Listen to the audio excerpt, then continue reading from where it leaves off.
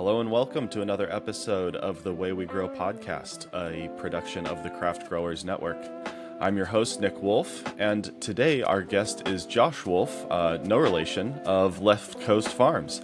Sorry, I threw that one out there because we both have the E at the end of Wolfe, and that's, you're the first person I met that also has that. But, you know, it's funny because Wolfe is my middle name, so That is. probably not, yeah, probably not related, but either way, Josh, welcome to the show. Thank you very much. Nice to be here. Yeah, definitely.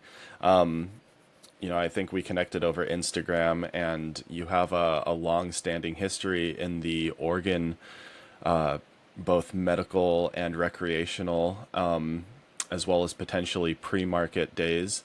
So, it's great to have someone with your level of experience through a ever-changing market on the show. And so tell the audience a little bit about yourself, about Left Coast Farms, kind of like what you guys are doing right now. Right now, I'm kind of a sole proprietor working by myself. I have a micro tier two here in the Yamhill County area.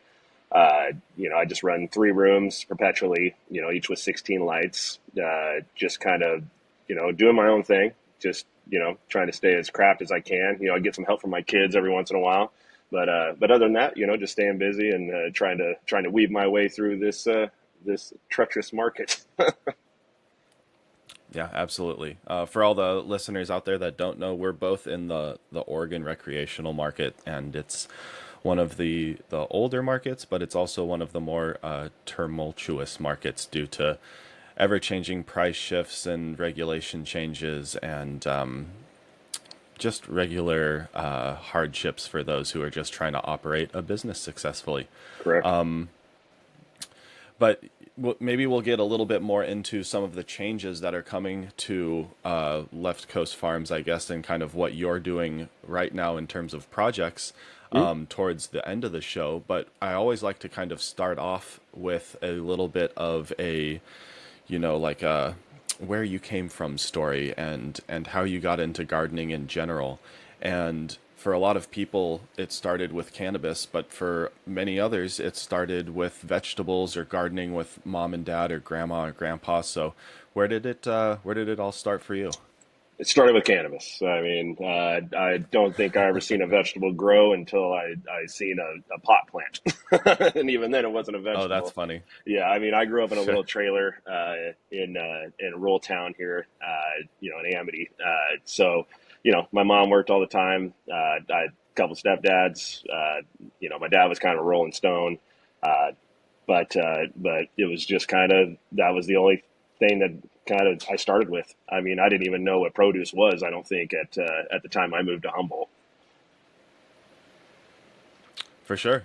Around what time did you move to Humboldt? I moved when I was about 19 years old, in 2000, 2001-ish, right around there. I think I was right before I turned 21 or right before it.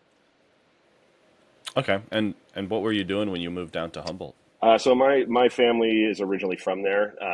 So my mom, she graduated from Fortuna. My uncle still lives in the Mattole Valley. My great grandma came there from Finland in like 1902. She had one of the older houses in the historic district of Eureka. She was Oh, cool. she was a musician, so she had a polka band, kind of that kind of thing. So long history there. I went to kindergarten down there when I was, in Riadel. My mom grew up in Scotia, so just kind of a lot of family history there.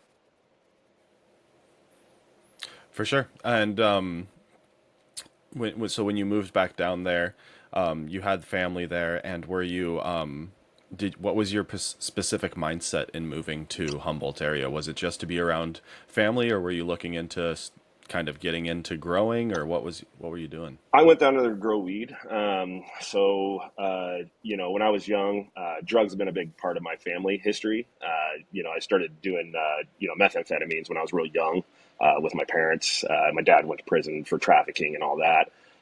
So when I was about 19, I quit when I was, my daughter was conceived when I was about 16. Quit that, but, kind of had a little hiccup. And my uncle was like, hey, why don't you come down here and grow some weed? And I was already kind of selling weed for him on the side, about 18. Sure. I'd go down and grab a pound, come back up and try to, make my smoke for the most part. For sure. So I moved down there. He was on a clean and sober kick.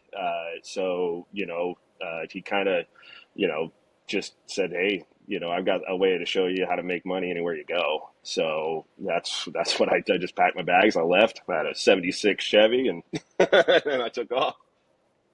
Nice.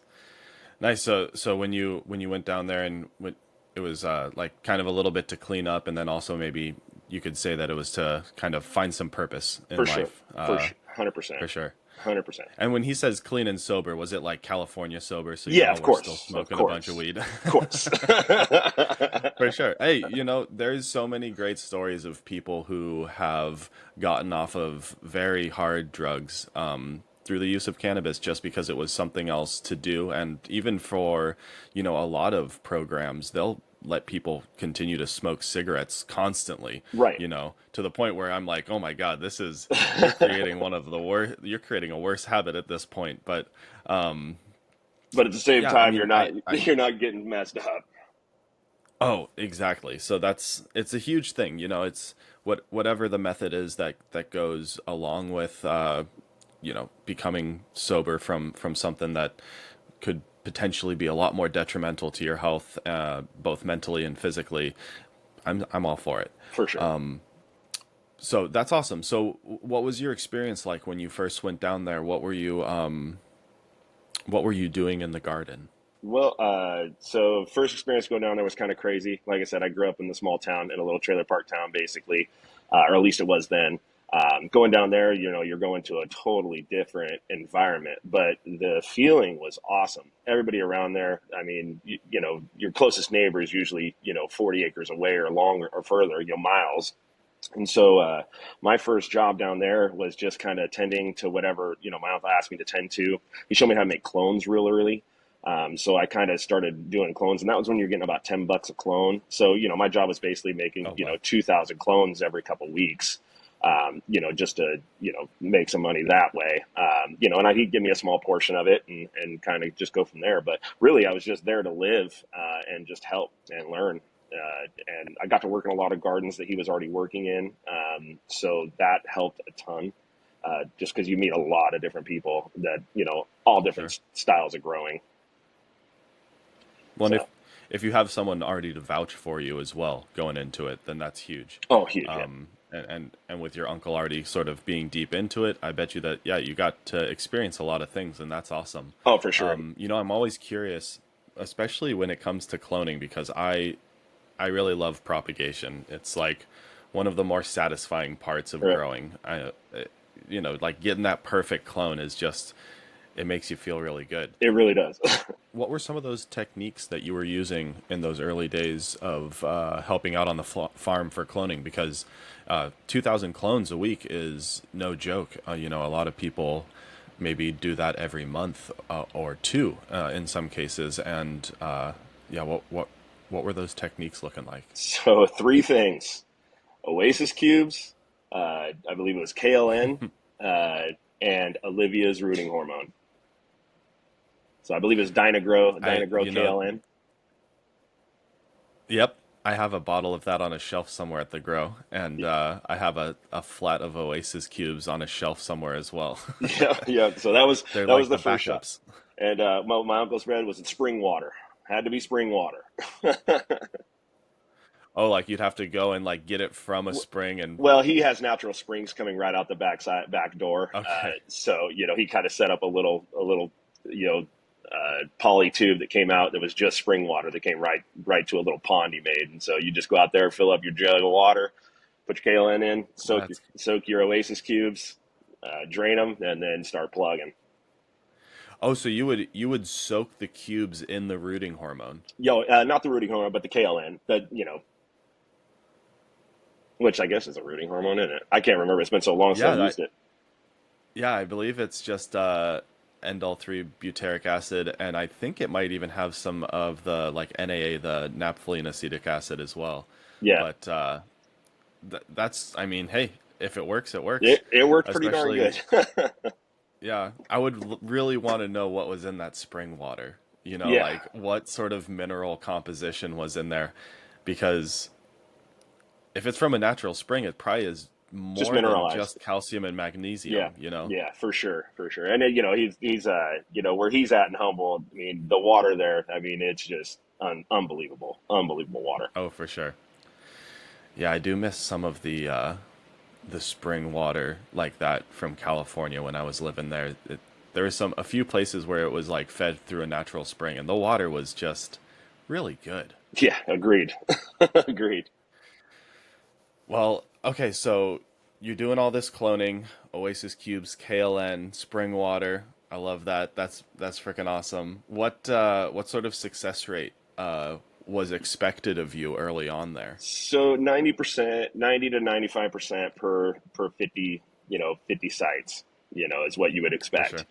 Because you really don't want to dig out too much. I mean, and when you're selling them as flats, so you kind of want to have full flats. You For know, but sure. we did pretty good. The success rate was actually really well. I was kind of successful right off the bat, which was kind of nice. Yep. You know, I didn't have a lot of work experience, you know, at least kind of in that field. Even touching the ground or dirt was foreign to me. My hands were still really soft. You know, so it was a totally different life. Definitely. I mean, I could imagine. I had a buddy, and he went up to Humboldt around 18 from the Bay Area to work with like a relative very similar to what your story is like, and he said like it was just like the hardest work he had ever done, but the most Sometimes, fun that he ever had. And I yes. was like, that it's really fascinating how similar the stories are. We had another guy, Weston Peace from Instagram on here, one of the earlier shows, and he also moved out to Humboldt young age and just like got thrown right into it. So it's fascinating how many people kind of have their formative experiences in Humboldt and then go out into the world, I Uh, guess you could say, and yep. take that knowledge with them. Yeah, that's kind of, you know, Uh, when you get there, it's kind of like a stepping stones as you go. You know, it's like I started cloning with him and I'd trim for other guys. And then eventually, you know, you see they're like, oh, you're a young back.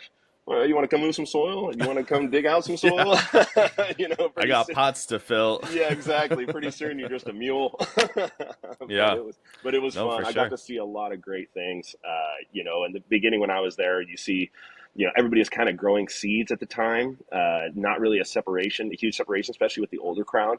You know, my generation and a little bit older than me, I think, is when it really started, you know, separating genetics and keeping varieties, and that's when that became very important. But I got to see a lot of cool things from the start. You know, your train wrecks, your Bubba Cushes, your Master Cushes, a lot of Afghanis. You know, just a lot of old school shit. It was fun. It was just fun, dude. I mean, some of the biggest plants I've ever seen in my entire life to this day. For sure. I feel like there's still that I don't know if it's even like a competition. It's like an unspoken competition that someone's got to grow the biggest plant on the hill every year and then like show it off to the Right, community. which is the biggest nightmare as well. Oh, for sure. Honestly, it's like we do row cropping at the farm that I work at, and it's everything's planted 5 foot on center, and they're manageable, 6 foot tall plants by the time that they're done, and Perfect. you just rip them through. Yep, But perfect. Easy to deal growing with. like a 20 foot tall plant, you need like lattice work. You need Yeah. like scaffolding. First time I saw a train wreck, I mean, we were in a 40 by 60 greenhouse with a 16-foot peak, you know, and these were all planted in the ground. You just dug out big ass holes, you know, and then planted them in the ground. Well, this train wreck, I'm not kidding, the top of it went all the way to that 16 foot and kind of curled over, and the Mm, arms would come out, hit the ground, and come back up. And these, I mean, I'm not kidding, these stalks and the arms were like this. that's It crazy. was insane. I mean, the guy that did it, he, you know, he's like, you got to meet me down at the Honeydew store. And I'm like, okay, you know, and you know, you go down there by the Honeydew Bridge, and he comes out and he brings out these buds, and I'm not kidding. I mean, they just the top cola was like this. It Yeah. was insane. The it's like I feel like it's really cool to show off and to like be like, look what I did, but the practicality behind it and like the end product, like knowing what we know now and like looking Right. backwards, it's almost like, wow, that's the resources put into something like that are just not worth Oh man, it's not worth the squeeze. it was kind of chaotic for sure. I mean, I think just in that 40 by 60, he did like 150 pounds. And me and two other That's people were so silly. kind of in charge of trimming it all. I mean, we sat up in this cabin for like 14 to 16 days, working about 16 hours a day. I think I made like 10 grand because you're getting paid like $200 a pound at the time, to trim it all. So, to make extra cash, I had to go trim. And man, I mean, we spent so much time, and he was one of those guys, he just cut the whole plant and then hung the whole plant, and your job is to go there, snap it off, and start trimming. But it Yep. was one of the funnest times I had. I mean, I got to meet two cool people. Don't talk to them today, but we kept in contact for a long time. But it was fun. It was a great time. Nice. That's an excellent story. I feel like the trim cabin experience is another one of those classic For stories sure. from Humboldt where you're either in like a cargo container or in a cabin or like even in tents and just trimming away Yep. for weeks on end. Yeah. It was fun. It was fun. Wow. Well, so I mean those are some really good stories from back then. What after you were kind of introduced into the growing and you're doing all your cloning, what kind of happened next for you? Where did you move into the garden after your cloning experiences? What was your next step? So working the green, well, my first season, my uncle's like, well, the greenhouse is mine. He's all, if you want to grow, you got to do your own patch. And I'm like, okay. And he's like, if you're going to learn, you're going to learn the hard way. And which is pretty much the way I go about my life to this day, which is crazy to me. but so he had a couple of garden patches back in the early '80s, mid '80s. They would do small patches, anywhere from 10, 15 plants probably at the most, and they would just have random patches all across the mountain. Well, Sure. he had a spring head at the top, so he takes me up to the top, and need mind you, Oklahoma or Humboldt County is riddled with poison oak, and I am Oh yeah. hugely allergic to poison oak. So Okay. I had poison oak every single day of my life living down there. But Oh God. anyway, he takes me to the top of a mountain, takes me to Spring Head, takes me to all the tanks they had up there from the older days. They got camped on in like '87, I think it was '87, '88. They tried to go big and go for the retirement crop, basically is what you'd call it.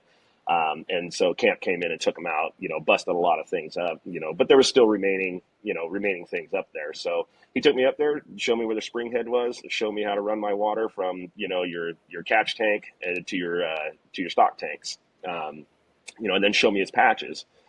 And so I go up there and I, run the water, do everything that I can, get about 50 plants kind of spread out throughout the mountainside, which is a far distance between each other. And planted my plants and went up there every day to water, basically. And come the end of that season, I bring down what I thought was decent weed, which just ended up being a bunch of premature small buds. And he asked me what I was doing up there, and how did this happen? And oh man, I took him up there and showed him what was going on, and he's like, "Well, you didn't cut back the trees?" And I'm all, "What?" So they got shaded out. Oh yeah, completely shaded out. It was funny. It was funny as hell. But in the meantime of me doing that up there, I would work the greenhouses with him. We had a little indoor inside his building or inside the house that we lived in. We lived in a cabin. It was a one-room cabin. My bed was on one side, his was on the other. We had a little kitchen and a couch and three fuzzy channels if you could ever get them to come in.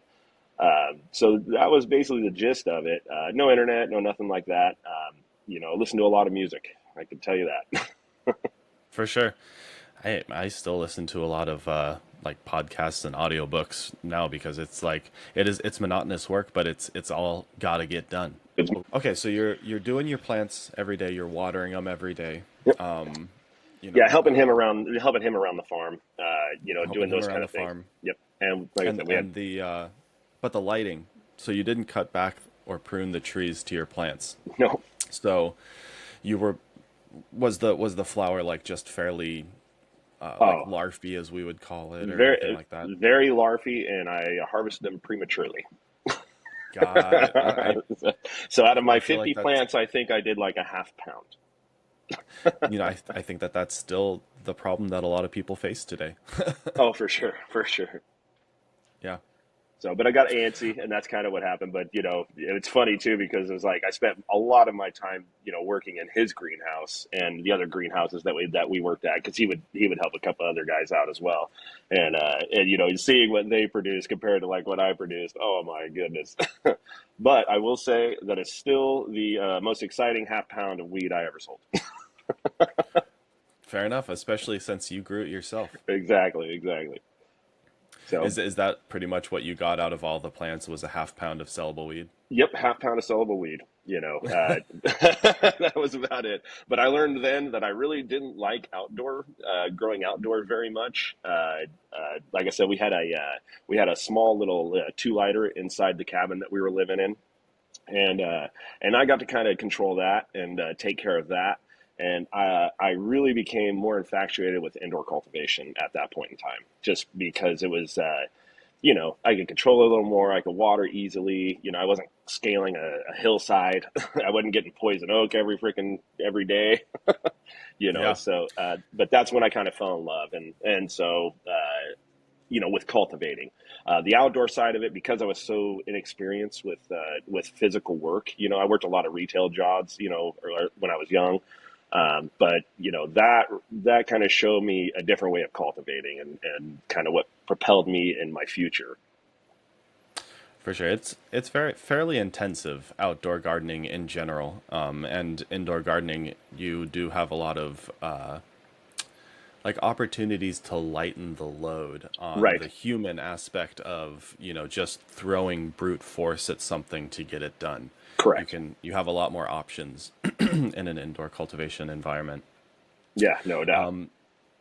So kind of tell me a little bit then about the rest of your time that you spent in Humboldt. Maybe touch on some key points about maybe some lessons that you might have learned there, or some aspects of cultivation that you picked up from there that you took with you when you came back to Oregon, and then we'll go from there. Yeah, like I said, working with my uncle was one job. I had two other jobs working with two other farmers. That I was introduced to from my uncle. One he worked with, and the other guy he just kind of steal me every once in a while. But worked with a guy who owned the petroleum store down there. He was a big advocate. Had multiple properties.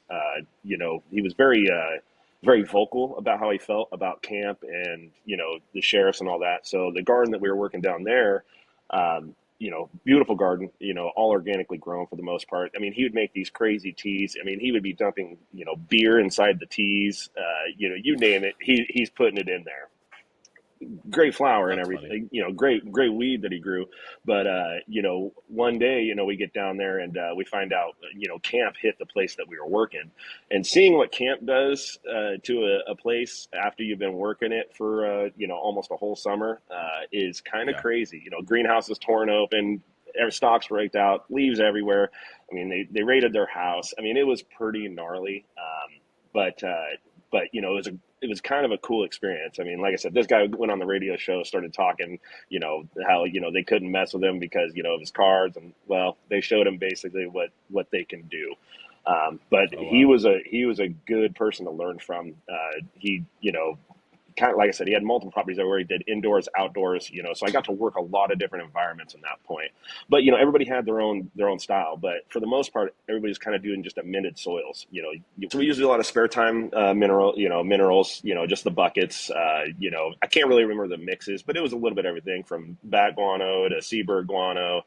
Kelp mill. I mean, my uncle, he was a big fan of alfalfa. Used to make alfalfa pellets, that you could take and up to the hills and just kind of throw them in your soil and use that during the vegetative side. But that Sure. was one guy that I got to learn a lot from.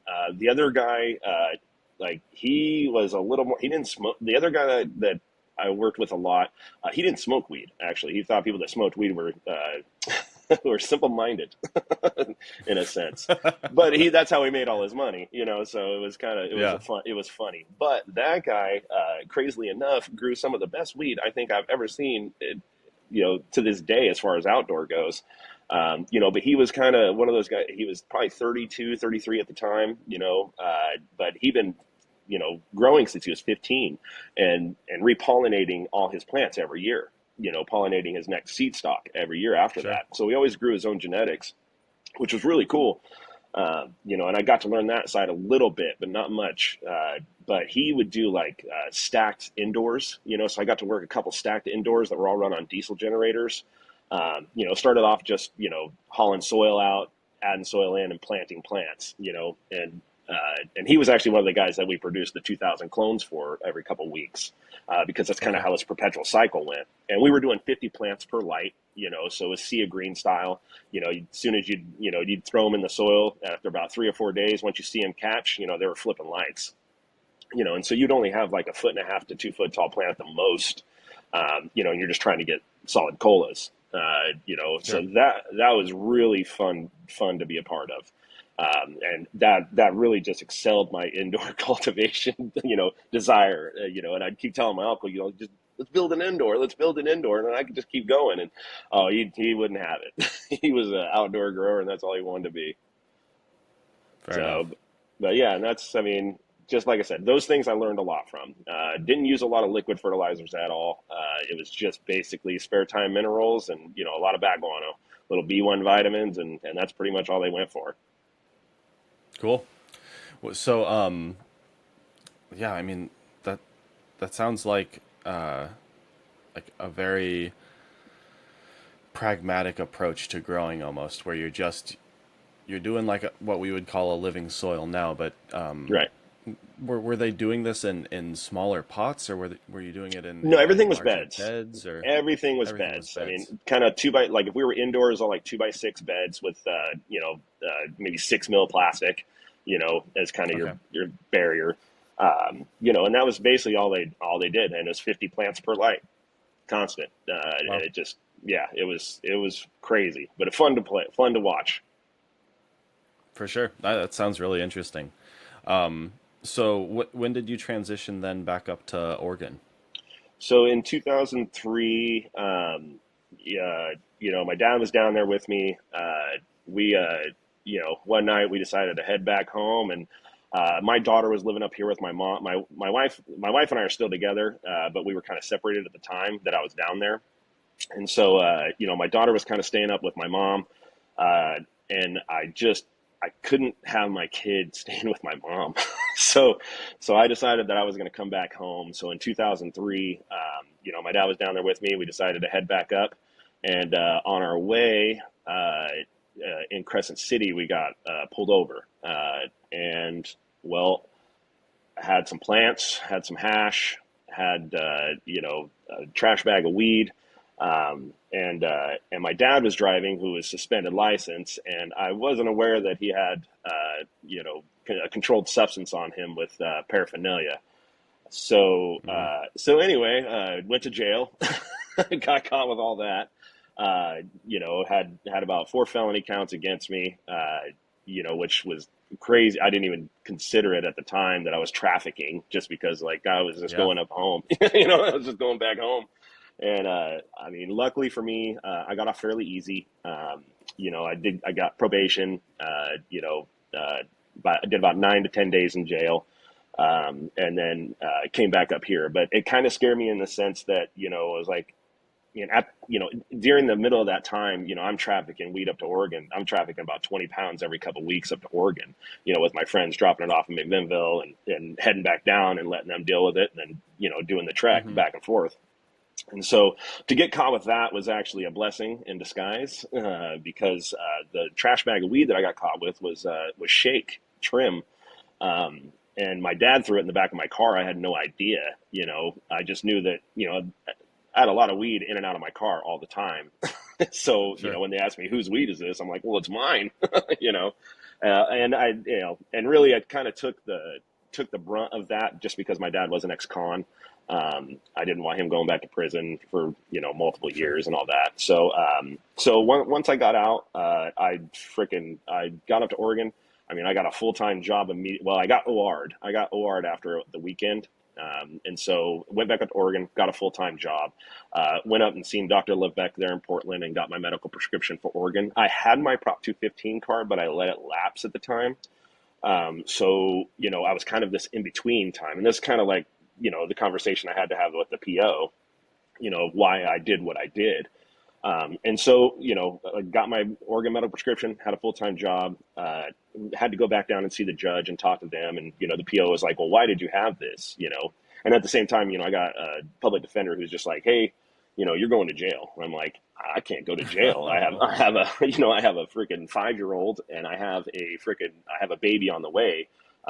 My second daughter was due to be born, the month later. And so, Oh wow. yeah, it was crazy at the time. And I was 23, or 22, roughly around 22, 23. Anyway, so I got back down and the PO was just like, hey, why did you have all this? I was like, well, at that time I learned to make hash down in Humboldt and it was kind of before bubble bags. So, you would take the shake, throw it in a big old drum with ice, drill, spin it with a drill, do all that. Basically, I just told him I used the shake to make hash because they caught me with a little ball of hash that I had. And so, I basically explained to him how I made hash at the time, was honest, forthright as much as I could be.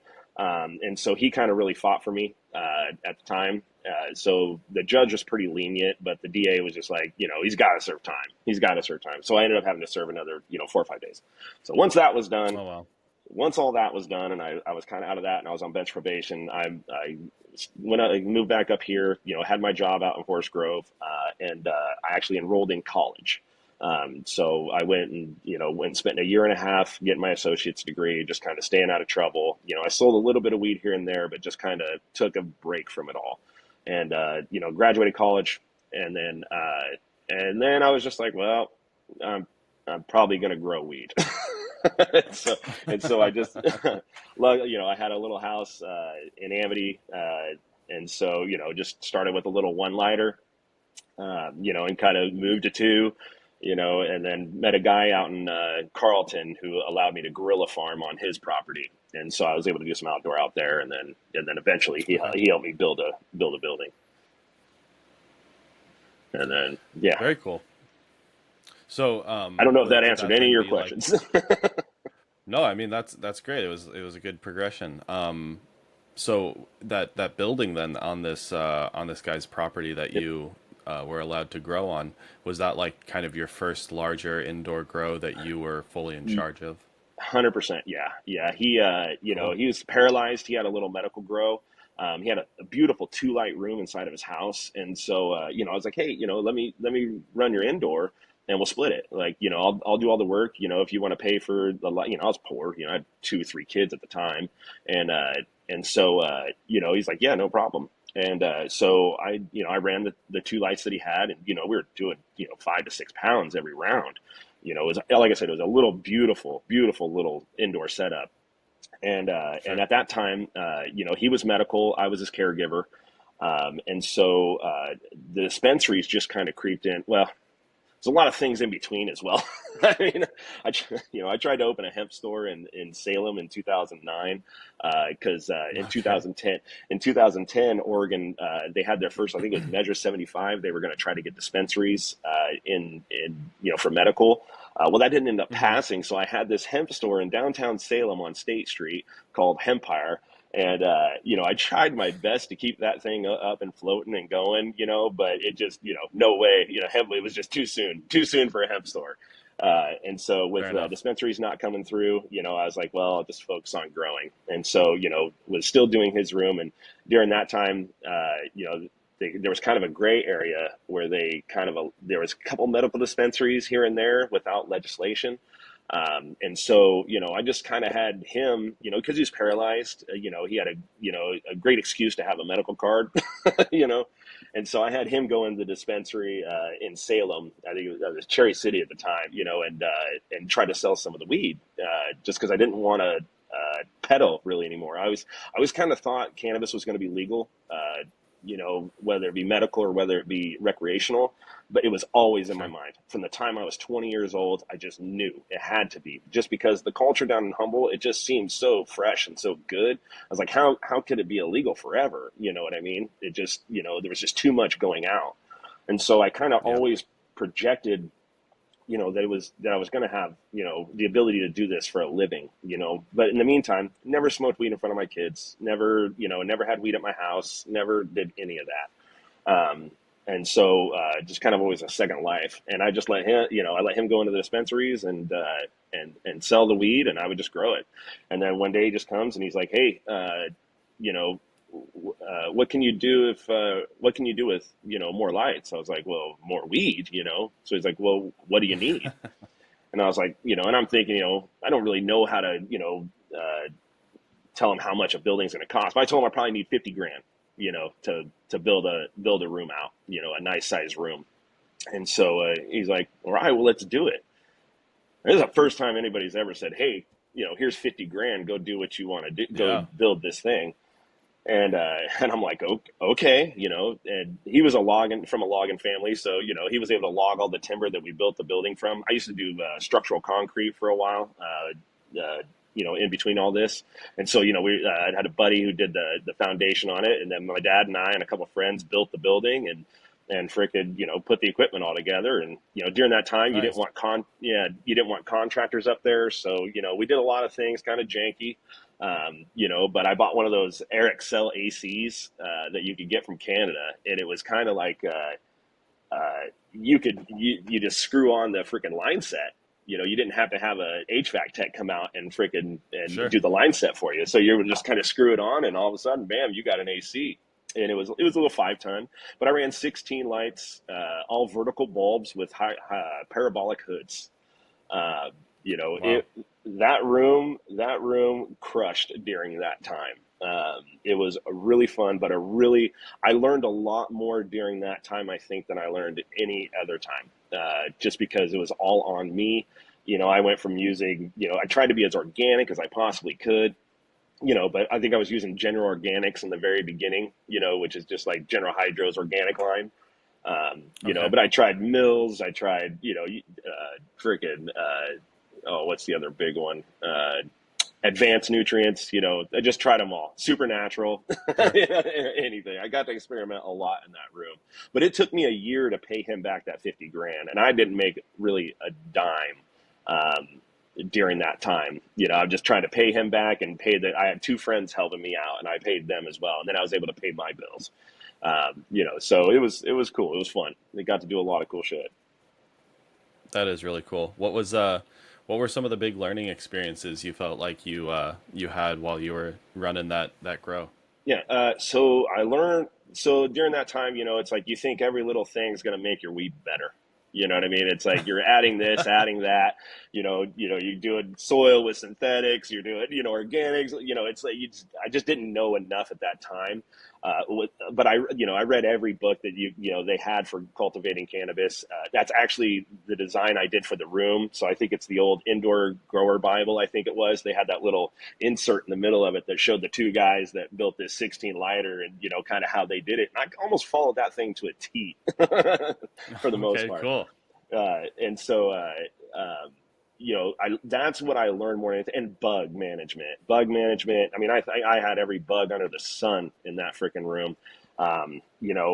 Learned a lot of different, learned about all the different molds. That's kind of when I educated myself on everything, when it come to, IPM to, soil production to, pretty much everything and how to deal with them. I mean, I ended up with Sure. broad mites, russet mites, root aphids, spider mites, you name it. and a lot of genetics I wanted to keep forever. Cause during that time, medical was just starting testing, and I had some really high testers. I had some really sought after genetics that I hunted or I found. Trying to keep stuff around, when you got the broad mite and nobody knows what the heck it is. I mean, I think I got the broad mite in 2012, 12, 13, I think it was. I think I either brought it up. I'm pretty sure I brought it up from California because I went down there and grabbed some genetics, came back up here. Uh, And, or what they call the no-see-um bug or the no-see-um mite. yeah. So I had no clue. All I know is my plants were just, getting devastated. And it took me probably 2 or 3 weeks before I actually scoped the plant. And, I'm scoping them, just trying to see what I could see. And all of a sudden, I just see this little tiny bug just freaking fly across the scope. And I'm just like, what the heck is that? And there was no Oh man. there was no research, or really there was no paperwork done. It wasn't something that was shared on Instagram. It was kind of new at the time. And I think that took me another 2 weeks to kind of figure out what that thing was. And hilarious enough, I found out just from my description on, Google search or whatever search engine I was using at the time. I was able to find a little article about it from the White House greenhouse Oh articles. wow. Yeah, and how they dealt with it. And so, right when I found out what it was, I posted it on Instagram, and I think it was James Garden Warlock, who was like, "Hey," he's all, "I am sorry, bro." He's all, because I guess he's had to deal with them before, and it came down to a heat Oh treatment of the right. room. Yeah, Yeah, and what I from ended up doing with Samurai Grow Supply. Samurai Grow Supply. Yep. Yeah. I used to go down there and Yep. get all the mycofusion and the Sanam organic soil, which I loved to this day. I Yep. mean, it's sad what happened to them, but at the same time, it was cool to do the thing. Uh, so yeah, so that was a crazy ordeal. That one I never want to deal with again, ever in my life. Yeah, I've never had to deal with broad mites, but russet mites are always a pain, and Yep. root aphids are probably my least favorite bug. Agreed. They just take the longest to get rid of, and they Yep. really get themselves in there deep. Yeah, I got those after the broad mite. That was I didn't know I had those for the longest time either. It's like I said, Yeah, a I lot of mean learning experiences. you don't know until they're flyers, and then by that time it's It's almost too too late. late because you don't think to look at the soil and then like watch it immediately after you water for little tiny movements and stuff. So Right, it's right, right. Now it's like you see them, you until almost you get know. the heebie-jeebies. I just like, Oh, oh, it's immediately to the pyrethrins. yep, pyrethins. Immediately. I cut everything down. I take clones off everything and I cut everything down. And I clean all the Fair, rooms. That's the only way I've ever been able to get rid of them completely. fair So enough. I learned real quick not to be scared to cut down a garden 6 weeks into flower. Just because if I don't, it's gonna destroy me. Yeah, it just gets so worse. It gets bad really quick. Yes, it does. Yes, it does. And so it's definitely one of those things that I'm always keeping my eye out for. Always checking root wads, root balls. I try not to bring genetics in the facility, but I'm sure you know how that goes. Um, Yeah. it's like sometimes you just can't help it. I have an addiction. No. No, with our genetic library reaching like close to 150 now at our facility, I just have my IPM down at this point because I have to treat everything as though it has pests because Yep, inevitably because from they the will. outdoor gardening, yep, and we don't really have like an ingress point where we can prevent a lot of that from happening. Right. Like we're moving Me neither. clones Me around neither. from the indoor to the outdoor, just hardening them off for the outdoor season. And at that point, I'm just like throw my arms up in the air and I go up. Good luck. I have pests, and I have to pretend like they're Yep. everywhere. My uncle told me once. He's like, "Well, there's two kind of growers. Ones that got bugs and ones that's gonna get bugs." Yep, So that's very I live true. by that. That's very wise, very wise. So, tell us then about sort of the creation or when Left Coast Farms became a thing. Yeah, so I opened an Instagram. I believe it was in 2013.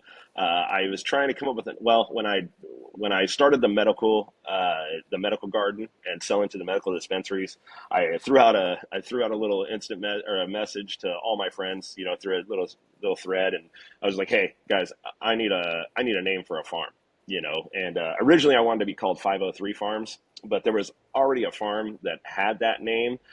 Kind of back then they had farmers markets for the medical dispensaries and stuff, so you could Okay. go. Yeah, it was a cool thing, but you would see the other brands, and somebody already had 503 Farms. I'm like, oh man, and so I threw out the thread to all my friends, and as I'm kind of waiting for a reply, I'm driving down Highway 18, and I come on the 18 off ramp there on 99, and I see just Left Coast Cellar. This highway is adopted by Left Coast Cellars, which is a winery right down the road from, where I grew up. And I just, once I seen that, Left Coast Farms hit in my head, and I kind of knew that was already what it was going to be as soon as I seen it. And then I texted to Sure. all my friends, and they're like, "Yep, yep, yep." And so that was kind of how the name came to be. Sorry, Left Coast Sellers, but I did steal it from you. Not steal it, but used it. But and then It's just better brand representation for both of you. agreed, agreed. And then during that time, Lunchbox Alchemy here in Oregon was doing some pretty big things, and they kind of hit me up for some material. And during this time, they were. I had a garden that, well, I pretty much lost it all to Aspergillus mold.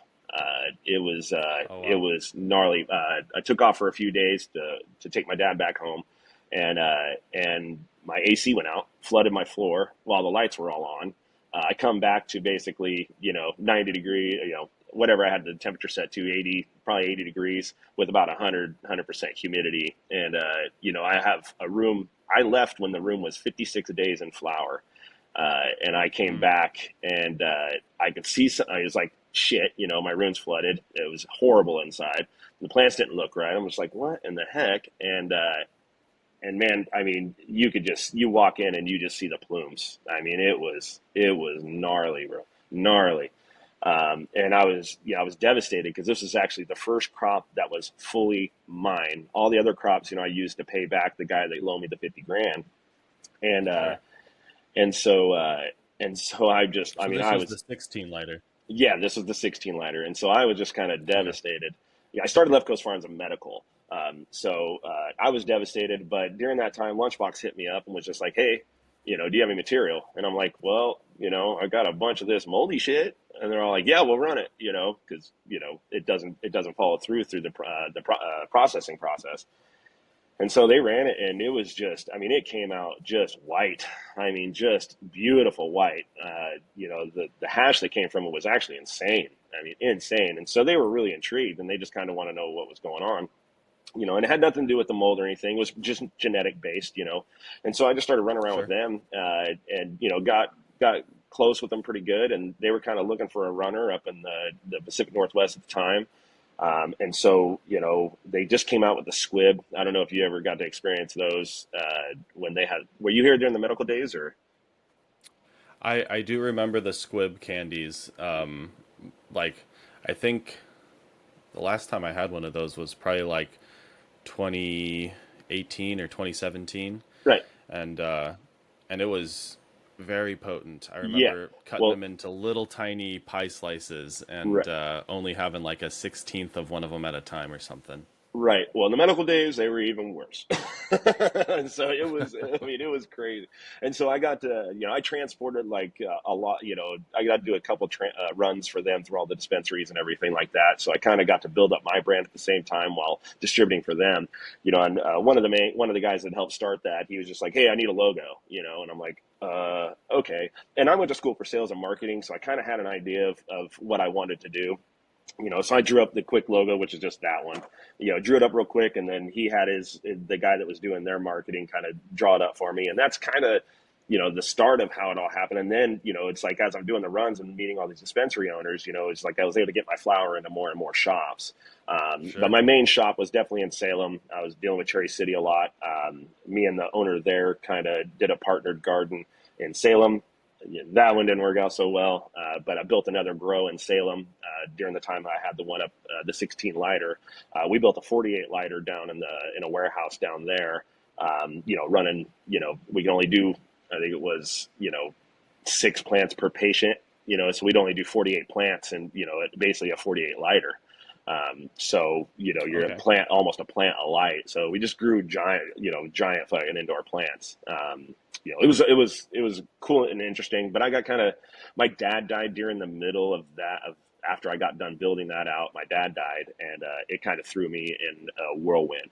Just kind of, I went in kind of Sure. depression mode for a few weeks.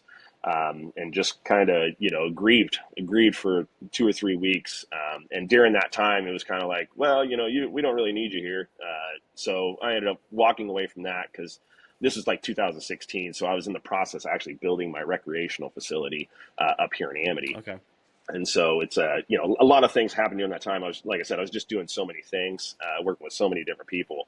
It was just kind of just making the rounds. So I was making it my life basically at that time. So, and that's kind of where it all led. It just kind of led to me building this recreational grow. But well, that's back to the question. That's how Left Coast Farm started. For sure. No, and Sorry. it's Yeah. a storied history. It's not just a quick answer. I completely understand it. Um, you know, it, the way that kind of developed uh, so naturally in terms of how you were able to work with these other companies, provide your services and your knowledge and expertise about the plant and the flower and the quality that people might be looking for, and then also, using that to compare your own flower to and getting flower into all of these purchasers' hands early on and across a wide variety of dispensaries. I'm sure that played a huge role in people Huge, where Left Coast Farms is now a recognizable name in the Oregon market to this day. for sure. No, it So was huge. I mean, I couldn't have asked for anything better at the time. And it sucks when you're young and you're still learning. You take a lot of things for granted. And sometimes you lose a lot in the you know in between. for sure, for sure. Well, so with you building out this then 48 lighter in Amity, Hmm. at this point, had you kind of solidified a growing style Yes. that you might even still be using to this day? And Yep. and if so, tell us a little bit about that, and sort of what some of those major decisions are about how you grow. Yes. So I did solidify what my regimen was. So in the 16 lighter that I had up in Carlton, after experimenting with all the different stuff that I experimented with, I found Nectar for the Gods out of Springfield. What I was looking for, I like liquid feeding. I prefer it as opposed to like a living soil or amended soil. I really enjoy liquid feeding. I don't know why, I just do. Um, so I was looking for a organic liquid feed that was made in Oregon. A big part of what I was doing was I was just trying to buy Oregon-made products and keeping my money in the state. I had no desire to look for anything different. And so once I found Nectar for the Gods, it was just like, it was a godsend. I was using Sandium organic soil, kind of their light mix, for a while running Nectar. Learn that regimen fairly early. I kind of like, through all the trials and tribulations of all the other stuff, I kind of understood exactly what was going on, and so I just really thought that they were as passionate about making nutrients as I was about growing weed, and so it just seemed like a match made in heaven in a sense. And so basically just stuck with Nectar with inoculants. And then just a good soil. What I learned though early on was I needed to stay away from more of amended soil. I needed more of a lightweight soil so I can have more of a drain to waste. Nectar does a pretty good job not ever overfeeding your plants. But things collect. Sure. So you still got to have runoff, a little bit of runoff. It really just helps with the plant's vigor. It's just having a little bit of runoff on everything. And so, staying away from heavy soils was something I learned fairly quick. So I just try to stay with more of a lighter end soil. Their number 4 was really awesome. It worked really well with their line. Like today, I'd use Tupper or something like that today. Just something that has good aeration, good drainage. And Sure. so Nectar was pretty much, what I uh, landed on, and I'm still using to this day. But unfortunately for me and a lot of other people, I believe this is going to be Nectar's last year of producing nutrients. So, Oh, really? yeah, yeah. So it looks like he's going to be closing up shop. And which sucks. Like I said, it's one of those things. I really enjoy it. It'll probably help my pocketbook a little bit. But that was never Yeah, they're anything. not cheap. No, it was never anything I was ever concerned about. I've never made a lot of money. I was never willing to go for the gusto. Never really to take. I was never willing to take like heavy risks. Just because I had 3 kids. I raised 3 kids. I had 3 kids by the time I was like 24 years old. So, Sure. so I just never wanted to take the risk. And so, like I said, never really made money, but I was always able to pay my bills. So it was nice. And so I've just always used them, and still to this day. I mean, my last 2 gardens that I have at this facility are still running under Nectar. So, Cool. and that's pretty much it. I mean, I use their whole line, sparingly on some, a little as I can. But and that's another thing I've learned from them is you don't necessarily need their whole regimen. You can kind of cut them in half. I just kind of look at what the plant wants. Once she starts looking hungry, then I'll give her a good feeding. But other than that, that's about it. Besides maybe some inoculants, whether I use Bigfoot just because they're made down in Ashland. I do use Photo Plus, which ain't made here. It's made in Florida, but I love it. It's good stuff. It's good Yeah. stuff. So, and that's about the gist. Oh, and some SLF, of course. Sure. Cool. Well, so what then are your plans? I actually hadn't heard that Nectar of the Gods is going to be closing up shop, but have you started any sort of like trials on what you might want to be running next? Yeah, With yeah. all of your where's your direction heading? Well, I mean, I had to make the decision if I'm going to stay organic or if I'm going to or if I'm going to go synthetic or, synganic, I guess I'd say more so than synthetic. Sure. I really love Cutting Edge. I think they make a beautiful product, also made down in White City, Oregon. I mean, they're not from Oregon, but it's produced here now. So I thought about going that route, but like I said, it's been the last month has been, beating my head against the wall, just kind of figuring out what I'm going to do next. But I think I kind of settled on, just kind of going with the Green Grow program. I really like what Green Grow produces. I've used it before. Um, you know, I'm still debating in whether or not I want to use their hybrid line or if I want to use their full organic line. I kind of like the hybrid side of it, just because I think it's mainly just their micronutrients that are chelated. So it's kind of like the best of both worlds in a sense. The plant's not going to go without its microbes. You're not going to see too much deficiencies, and she has really great vigor. And you can do a lot in a smaller container with the hybrid line as opposed to like running the organic line. So Sure. that's kind of where I'm leaning at the moment. I'm moving to a new facility here in a couple months, and so I've got to make that decision within the next couple months. But like I said, I think I'm more leaning towards the Green Grow. If I do Cutting Edge, they just created, I believe, an organic line called Ascend. Um, so I might move over to the Ascend. I might just either check it out. I mean, and it was between those and Organics Alive, of course. But I haven't used Organics Alive, so I don't exactly know what that's going to entail. So those are the things I got to figure out. Whether I'm going to go. Like I said, I think I'm still kind of more on the Green Grow side. I've used them. I like them. I think they make a great product, and just go from there. But as far as soil, I'll probably, I'll use a light mix soil. And kind of still make sure I can have the same drainage that I want, as opposed to a heavy amended soil. For sure.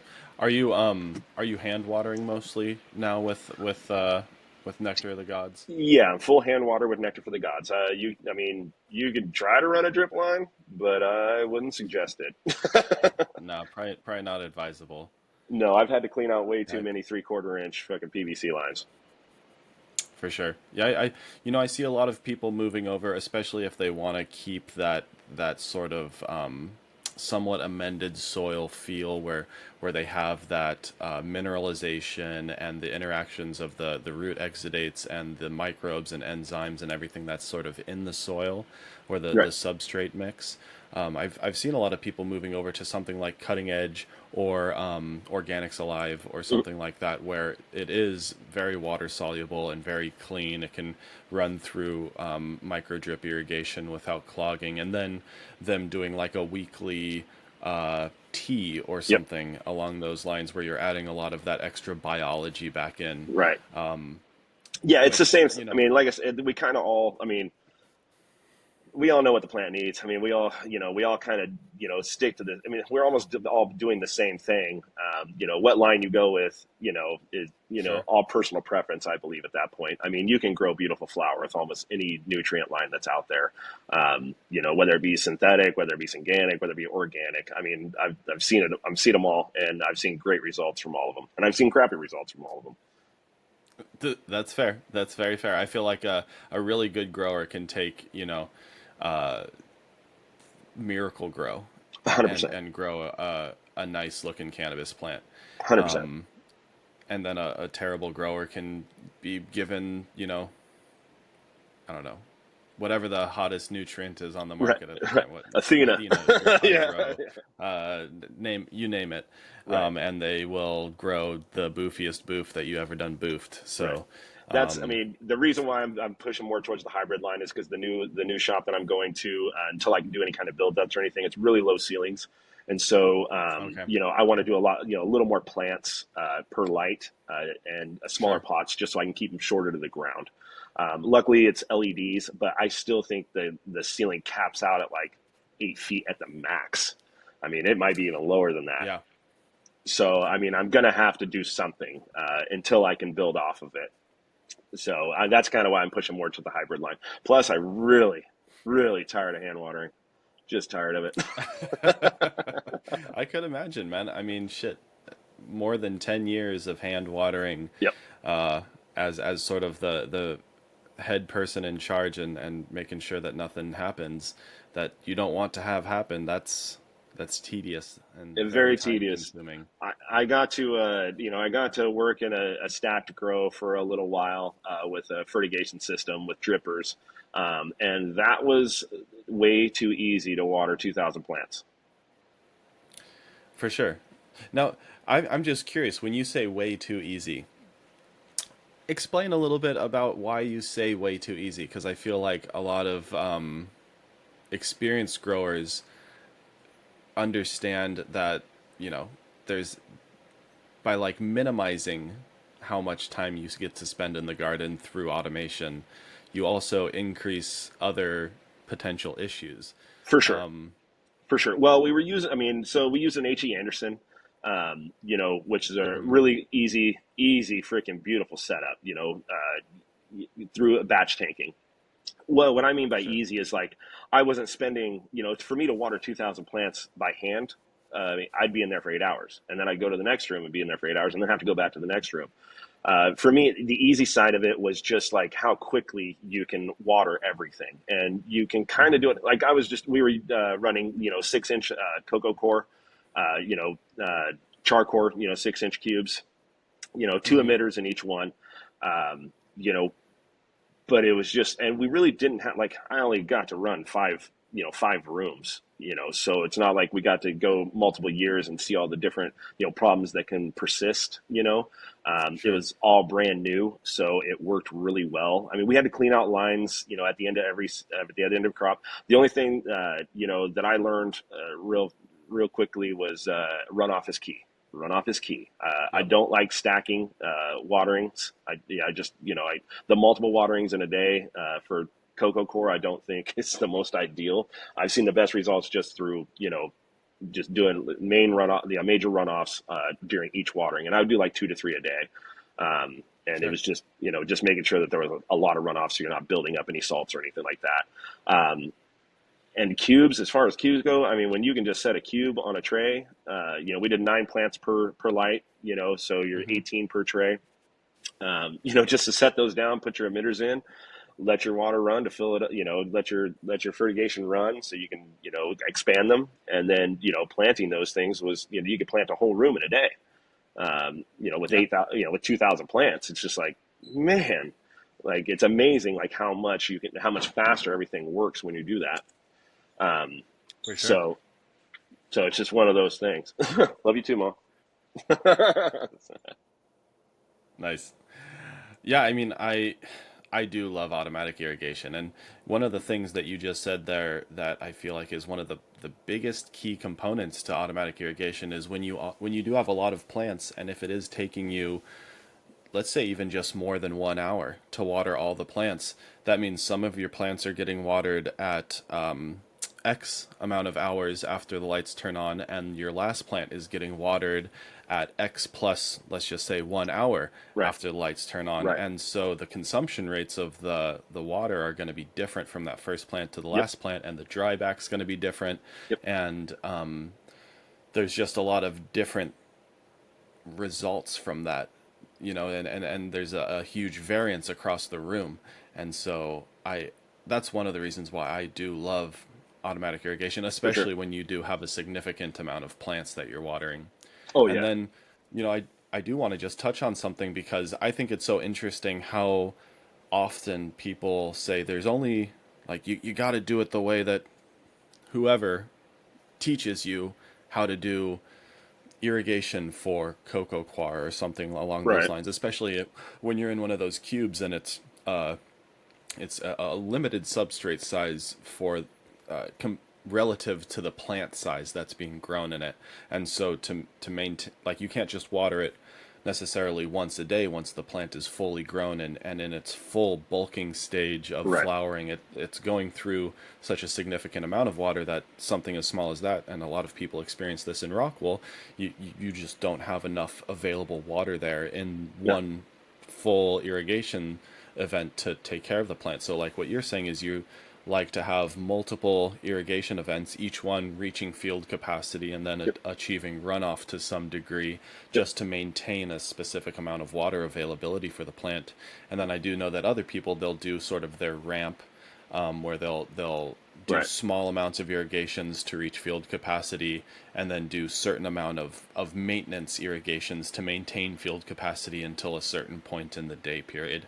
And what I guess the point I was trying to make is that there's, a lot of different ways to grow this plant, For especially sure. even in hydroponics with irrigation and the different irrigation strategies used, and they're all going to yield different results. But those results aren't necessarily on the dichotomous scale of good or bad. They're all going to be relative to what the Right. grow has to offer. So Right. I really like to bring that up for people because I know a lot of people get stuck in a dogma of, oh, this is the only way to Right. grow, and this is, you have to This is how follow these this guys do it, so I'm going methodology. to do And it this way. Yeah. Yeah. exactly, I mean, Well, I just seen better there are, quality. Oh, I've just seen better quality coming through just two or three irrigations with full runoff, with full saturation with runoff. I for just sure, seen way healthier plants from the vegetative to transition side. Even into late flower. I didn't get a lot of leaf burn. There was no hot spots. That's what I enjoyed about it, and it just made me know that the medium was fairly clean, and it had for what I sure. wanted in it, and it wasn't stacking salts or anything like that. Absolutely. I mean, with really good genetics, a lot of times in like crop steering conversations, people will talk about generative or vegetative steering, kind of being like generative being like a more stressful type of growth pattern, and vegetative being a less stressful type of growth pattern. And but I do see that a lot of times, like with a really great genetic, as long as you're consistent in your watering from the start of flower all the way through the finish, you'll tend to have some pretty good results. The last thing I was going to add there was one of the biggest factors that I've seen is that the dryback duration is really where you almost have the most control over the results that you're going to get from your irrigation practices. For sure. And so I would be curious when you are doing these sort of three irrigation events throughout the 24-hour period, when did they start and how far were they spaced apart, and sort of what was that then duration of your dryback? Yeah, so And did it change? it always changes. I mean, you're constantly keeping track of everything. I mean, I could do each tray in rows. So I mean, if I needed a row that needed water, sometimes I would have to water one randomly. I wouldn't ever set it and forget it. It's not one of those. Like any room, I just would never set a room and forget it. It's like I got to check every Sure. day, every couple minutes, or every couple hours. Just to make sure everything is good to go. Um, so usually, within the first hour, I'm doing my first watering, and that's water to runoff. And then, I mean, you're in a 12-hour cycle, so it's basically like, the first hour, the fifth hour, and that eighth to 10th hour. basically Okay. just making sure they're fully saturated before the lights go out. Because really, I didn't do any Got it. watering. I didn't do any watering, during the night cycle. I was kind of with limited dehumidification. The room was kind of, we tried to save some money, and just kind of did without some things that I probably should have had in there, which caused problems later For down the sure. road. No, and I mean at night transpiration is definitely limited. It's not it never stops, but it is definitely not as active as it would be during like Correct. the photo Correct. period. So by the time And you get there so in the morning, by the time the lights go on and you get there in the morning, usually you're not dealing with much. The drafts are pretty darn good. I mean, it's fairly dry, but not as bad as you would think. And like I said, it was just one of those things where it just seemed to work. Regardless. sure. I mean, I might have got a bigger yield, but I just saw good quality at that point in time. And that's really all the main focus was just quality. I've never been a yield guy for the most part. I just trying to make this flower look the best that it can, smell the best that it can. That's kind of always been my main goal. Never yield. That's I mean that's an admirable goal to maintain throughout all these years because there are so many people ended up having to enter into this at a point where the a lot of the goals ended up pushing people towards the race to the bottom and trying to get as many packs sold at the whatever price people would buy them at. And a lot of times that pushes people into wholesaling Yep, situations and, some even operating at a loss at certain points just to maintain sort of a business head where for you're sure. still present within the community and within the market. And it ends up being this very almost like this degradation into predatory practices of purchasers being able to dictate the price Yep, of the flower that's being sold when honestly like the consumer should dictate the price. And right. considering the price for the consumer hasn't changed much, it has gone down, let's say from Not 5 years much. ago, but not much. And the price 5 years ago to the price now per unit is almost Night and day. halved, if Yeah, not 40 or 35% correct. of what it was then. Well, I can honestly say that stacked grow didn't make any money either. You know what I mean? You're producing way too much for a state that's already producing way too much. Yeah, And with that much, you're dealing with, larger harvests, when you're dealing with larger trim crews, and sometimes you're subject to, trim crews that are just there, that are used to just trimming mids or trimming for, sure. the Chinese farms that we have out here that are, trying to grow for 300 so they can sell it to wholesalers for 7. That's the name of the game on those larger tier two operations is kind of how I feel. And Sure. that's what I see across the board.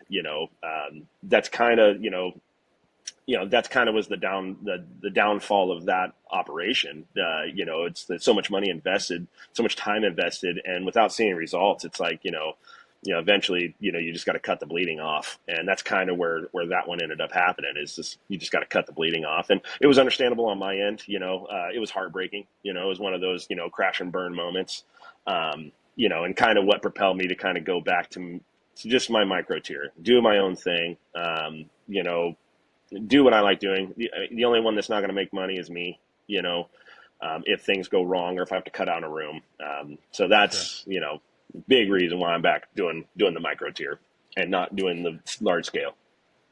Right. I mean, quality control is at your fingertips at this point, and you have full say over how the product is going to look when it goes out. And so, if you can sort of mitigate any possibility of it going out and not being a good representation of your brand, then Right. you can pull that trigger. And Right. it's really hard to do that when you are operating at a larger scale because we've talked before on the phone and sort of like when you are operating at that larger scale and you're beholden to the wholesalers, the price is fairly dictated by them. But when you Yep. have a brand and brand recognition, you can sort of You can push sustain. for a higher price Yep. and sustain a higher price Yep. based on the relationships you build with the Correct. different dispensaries that you're working with and the different brokers that you're working with. And so you can sort of maintain that market presence, For sure. especially when your quality control is at a higher standard than what it would be if Right. you're Like if you have to inspect 500 pounds a day versus Ugh, if you're, moving 5 pounds at the most in a right. day, then you can really make sure that everything that goes out looks good. 100%, 100%. I mean, that's Yeah, exactly. I mean, it's too hard, doing that at the large scale. It's just too hard to, try to get that standard that you want. I mean, you're going to grow mids. That's what you're going to grow. You might have a row or a for couple sure. packs that are, high end A grade flower, but to do it at that scale and try to make sure that everything is, top notch A plus, almost. I don't want to say it's impossible because nothing's impossible, but it's hard. It is. It's very hard, and it doesn't necessarily. It's not as feasible. Right. Let's say that it's not impossible, but it's not very feasible. And there are a few companies that are operating at a much larger scale that are definitely putting out, High I would quality. say, like the highest quality possible at that scale, which is impressive, but it's very hard, and the margins are cut razor thin just to make sure that you have the labor you need, the equipment you need, the repairs that you need, everything Correct. maintained. It's very Yeah, difficult. at that scale, if anything goes wrong, it costs you a lot of money. It does. It does. Well, so I feel like we've touched pretty much on your growing style, your background with growing, sort of how you started in Humboldt and worked your way back to sort of where you were raised, uh, and you're now opening your own. Well, you've already had your own farm, but this new place that you're moving into, Hmm.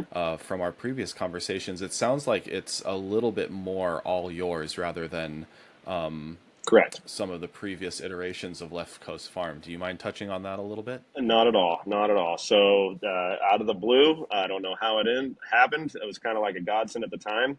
I kind of stepped away from, a larger group and decided, I'm staying here, keeping my license. You know, had to buy a trailer. My wife and I, we became empty nesters last year. So, my wife and I decided, hey, screw it. We're just going to get a trailer, live in it for the time being. Bought my old partner out of the license that I have now, and the business and everything, but still leasing the building from her. And so I got a call out of Got the it. blue from a guy that I've known for a long time, who was just like, "Hey, I'm done." He's been cultivating there, and he's like, "I'm done." He's a little older, he doesn't want to do it no more. So he's like, "I got this property, and let's work out a deal." And I'm like, "Okay." Sounds great. And so, I was able to give him a good down payment, and we came up with the lease option basically. But it's a live-in facility, so I mean, I get to live on the property. I'm in the signed a contract to purchase the property, and it's already got a couple warehouse, a couple buildings that I can use. But like I said, they're not as nice as the building that I'm in now, but it's something I could build towards the future. And I'm Sure. building on a land that I'm purchasing, not something that's either partner owned or anything that I have ties to anybody else. So it's a big step for me. It's something I've been dreaming about since I was basically 20 years old. It's really all I ever wanted was just being able to work on my own land. That's being down at my uncle's. Uh, ever since I left, it's all I could ever strive for. And that's kind of the life that he showed me, and the life I've been hunting for ever since. And it seems kind of like now we're in that position where I'm actually able to make it happen, which is going to be awesome. It's That's really cool. a little farmland between here and the coast, and it's got nice some fruit trees. It's got a beautiful little garden area, flowers. It's tucked away from everybody else, and it's a cool spot. I'm really stoked, and I'm just Very cool. hoping everything works out and the market stays either stays the way it is or gets better. I think a lot of us are hoping for that, at least for nothing worse to happen. Yeah, exactly, exactly. Yeah. So, so Well, so that's the cool part. very cool. I mean, that's a very cool part. I think that, there's something very fantastical about the idea of owning a property and putting like your business on that property, and it's something that a lot of people were told was an option, and it became very apparent once a lot of people started to grow up that that was not an easy option to obtain. Especially And if all your money is derived from cannabis your whole life, because you can't just go get a absolutely, loan. It's like Absolutely. I've never been able to get a loan just because all my money is derived from cannabis. So I'm always subject to a partner or somebody else who has money or something like that. I've never been able to do it on my own because, well, that's the 280 tax code. Absolutely. That's all I can No, do. and that's what I'm saying. It's like you've achieved almost this fantasy that a lot of people have about, growing up and having their own property with a business on it, and you're doing it. And that's very cool. I just want to say, hats off. That's I appreciate it. something that a lot of people strive for. I still pinch myself every morning. Well, good, good. Yeah, make sure it's not a dream there. Yeah, I mean, I'm Um, working on it. So now it's just keeping it going. It's easy to get caught up in everything. When things are successful, it's easy to get caught up in the success. And what I've got to learn is, just keeping the nose to the grindstone, keep moving every day. Absolutely. And just keep plugging away, and just try to make every day a little better. At least do something new every day, and I just love kind of it. go from there and Yeah. try to keep positive because you get jaded quick. You get jaded quick in this industry, especially if you've been doing it as long, Yes. for 20 plus years. It's hard to keep that passion. And as you get older, for me, my consumption rate's gone down, so I'm not as into it as as far as consuming. I'm not as into it as I used to be. I still keep track of like what's going on and like everything like that. But you get older and things change a little bit, and it's hard to keep that same drive and passion. And you got kids coming up that are just as passionate or more passionate than you were, or than I ever was, and it's cool to watch, but at the same time, they're gonna be your competitor. Absolutely, especially yeah, in the market now, there's a lot of competition, but there's also a lot of room for people to succeed in tandem. And I feel like part of this Agreed. podcast is trying to get information out there to people, to teach people kind of how to grow or the way that other people grow and how they've found success in the garden.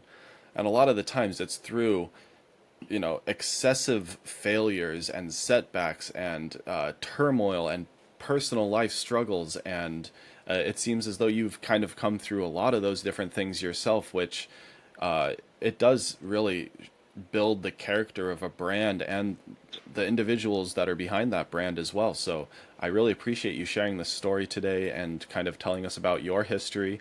With all of Well, your thank you. sort of experience in the market and in the both medical and recreational side of things, where would you like to see the industry change? What would you like to see maybe 5, 10 years down the road from where we are now? Well, like all of us, I'm sure interstate commerce would be huge, even if it's just recreational state to Yeah, recreational state. That would be the biggest thing. Rescheduling, don't know if, I don't know where that's going to lie if we go to Schedule 3. That's kind of a scary thing, but I can't see them turning back the clock too much on what we already got going on. I'd like to see it decriminalized, but that's never going to happen. More than yeah, likely, more than anything, I'd like to see interstate commerce at the very least. It would be nice, for legal states to be able to export out of the country, especially if you've got a port. That would be ideal, especially for in our situation, being on the coast and have Portland right there. It's like, why not have export to Germany? Why not have export to, other sure. other countries that are allowing import? In Oregon, the state of Oregon alone, I would love to see farmers markets. I mean, those are one of those things that could just propel our brand. I like some of the legislation that's changed recently. There's still some hoops you got to go through in order, with the sample rules and all that kind of stuff, and the events. I mean, you still got to have a wholesaler doing a lot of the transactions. You can't do it as an individual farm.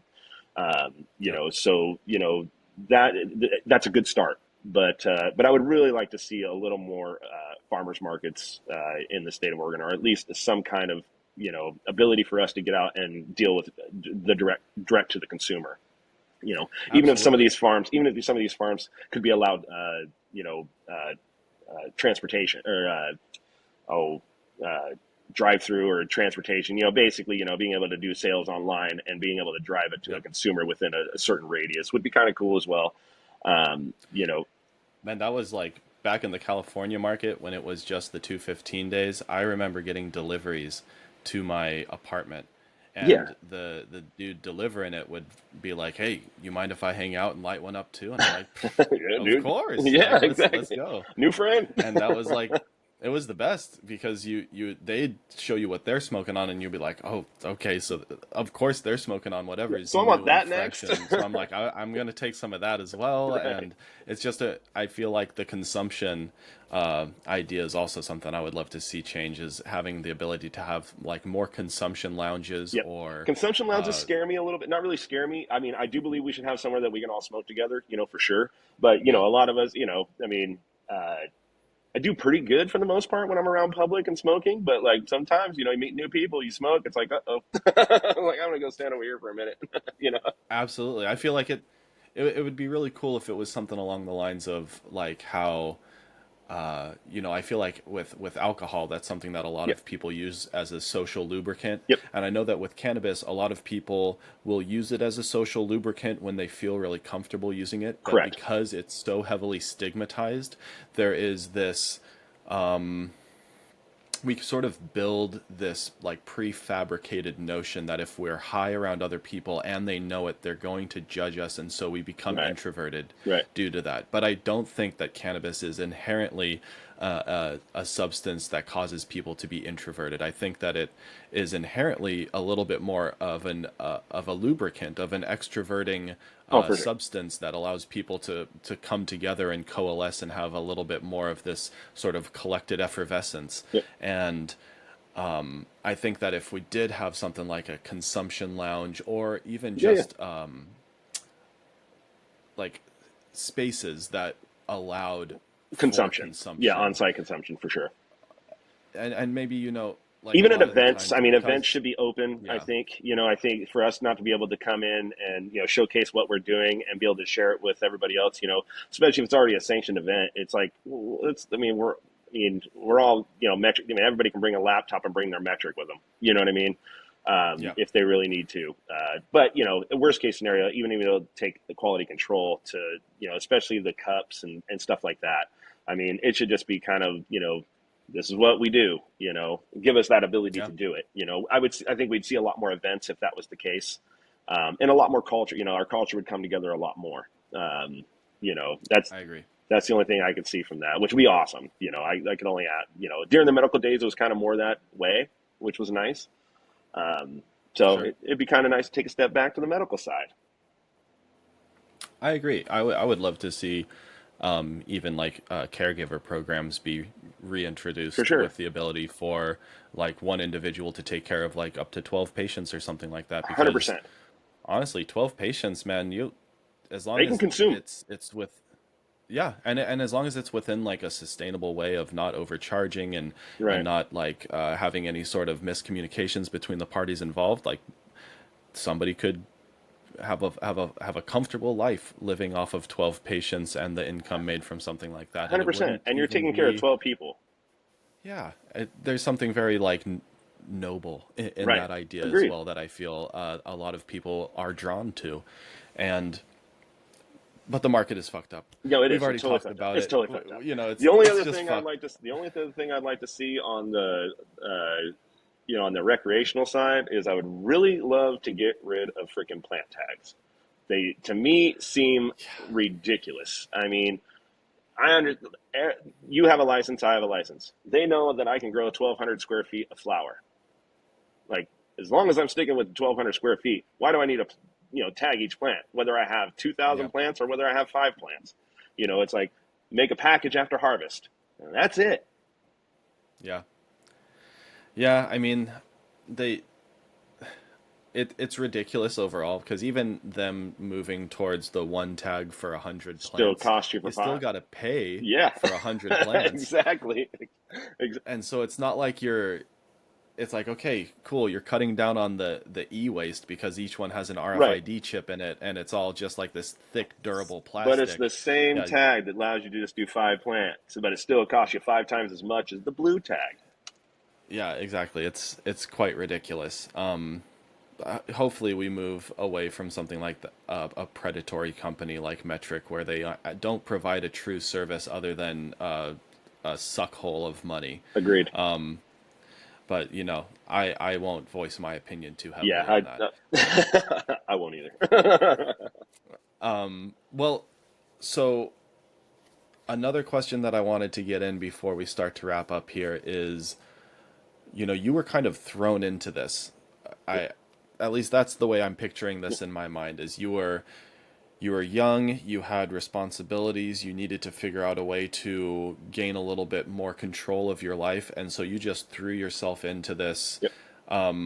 somewhat haphazardly. Just, I got to do something, I got to figure it out, I have this opportunity, I'm going to make something happen with it. What would you want to have known going into this industry before you ever started? Almost like, what advice would you give to people who are considering entering the industry now? Be patient. Be patient. If you work hard, you stay busy, you have a goal in mind, and you just keep pushing for it every single day. Don't try to, for me, don't try to, speed up at all. And don't try to take a fast track. Anytime that I've tried to do anything outside of what I was originally doing, I've always I've always fell behind. I mean, I would take 2 steps forward quickly, but I would just as fast, if not faster, take 3 steps back. And so Fair I think enough. patience is a big thing, and you're gonna learn. You're gonna have problems. You're gonna have issues. You're gonna be broke. You're gonna deal with all the same trials and tribulations that we all deal with, and anybody else that's a professional in their industry.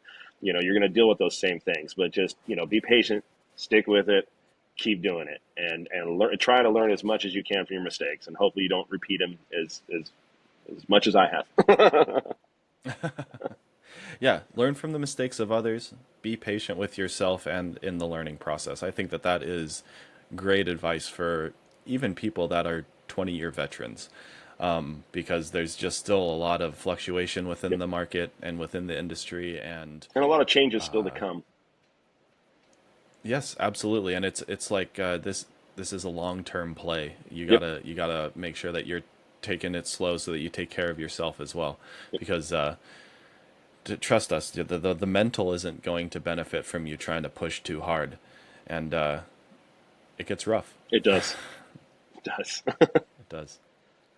Well, I think that's about wraps it up for all the questions that I had. Cool. Before I get into a last these last few like quick wrap up questions Yep. that are a little bit more fun, was there anything that you wanted to touch on, about anything growing style or otherwise that we maybe didn't get to? No, not that I can really think of. I mean, like I said, we've kind of jumped around all about my life for the most part. Just a lot of in betweens that just kind of didn't build up to like, certain parts. But for the most part, no. I mean, I'm pretty much don't know what else to say. Fair enough. Fair enough. Well, I think that the listeners are really going to like this one because you do have a very, it's unique in a lot of ways, but it's also a story that a lot of people, I believe, are either going down the path of or have seen others go down the path of, and so I think that it's very telling, in terms of how people would be able to maybe relate to this, in their own lives or within their own friend groups and circles. I So hope so. thank you, and No, thank you. yeah, absolutely. So last few questions that I do like to ask. Mhm. What is your favorite strain of all time? I don't have her anymore, and I wish that I did. It's so sad. But I got a Holy Grail seeds from DNA Genetics in the early medical days. I bought 2 seeds from single seed source. One seed died, and the other did not.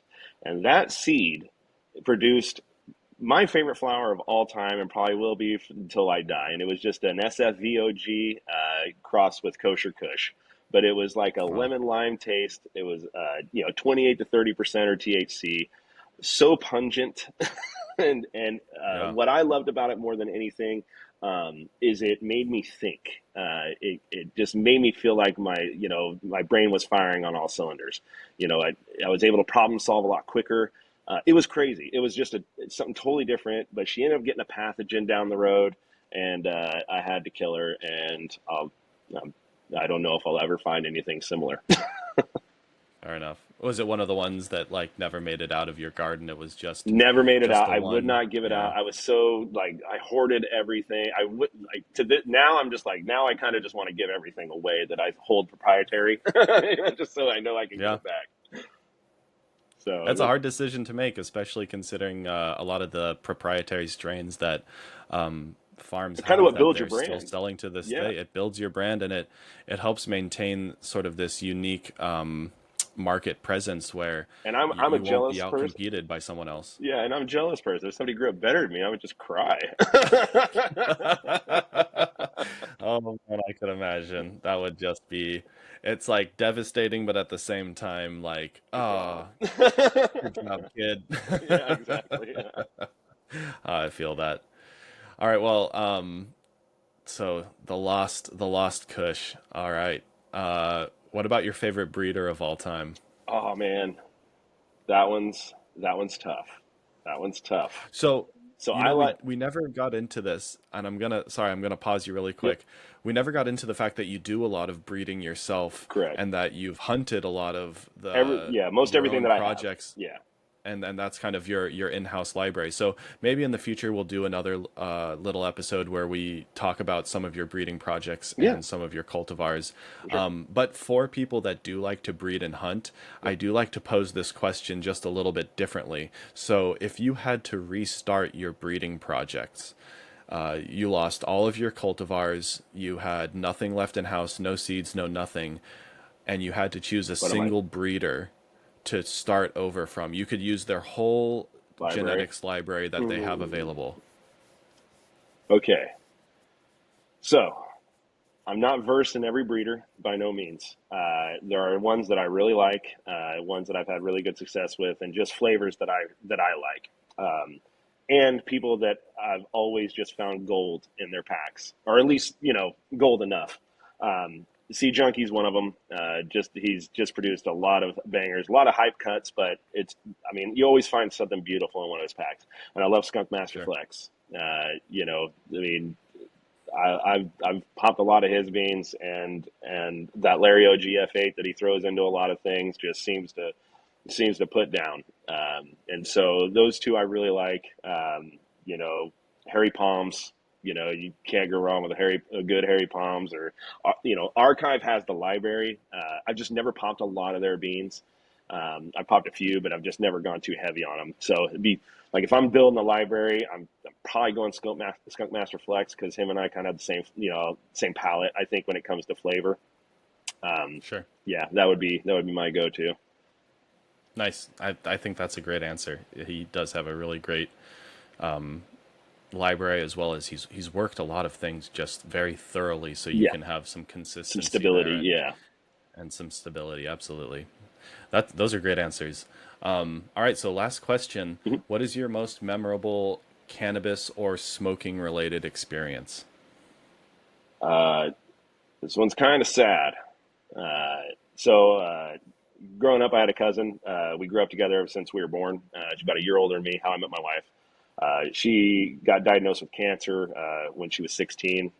I was 15. Um, she, went through chemo, radiation, all that kind of stuff. Well, in April 20th of 1999, I was a manager at McDonald's. I was a senior in high school, manager at McDonald's.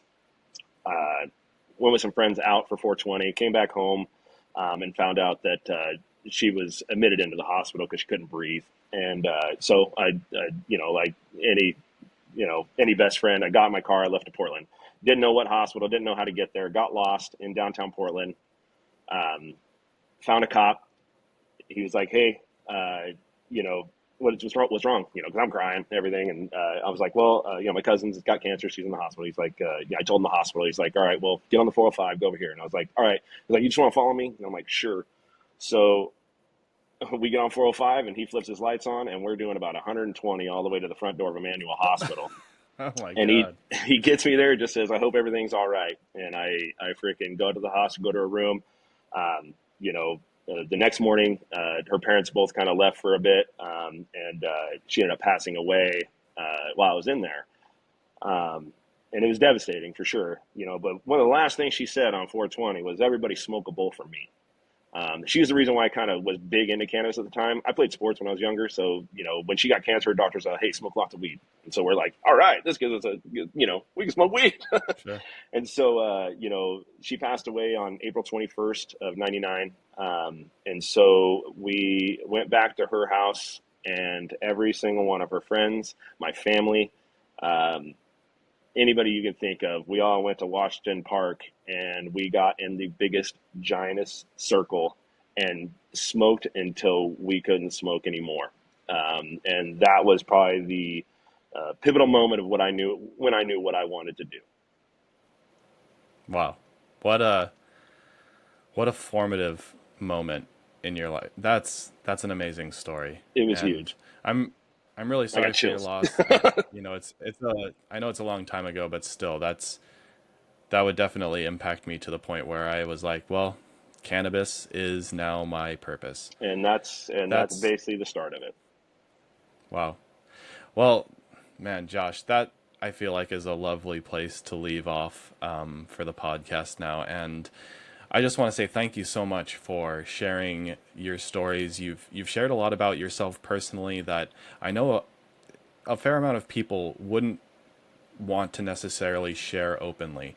It There's a lot of stories that you told today, from your youth, from your family, from your friendships that a lot of people would probably keep close to the chest. But I do feel as though sharing these stories and being open about our pasts and talking about how they helped shape who we are today is one of the ways that we can all grow as a community and grow as individuals. And so I just want to say thank you for joining me today and for opening up and telling your story here. Anytime. I appreciate it. Awesome. Well, thank you again, and we'll talk soon. Thank you. Have a good day.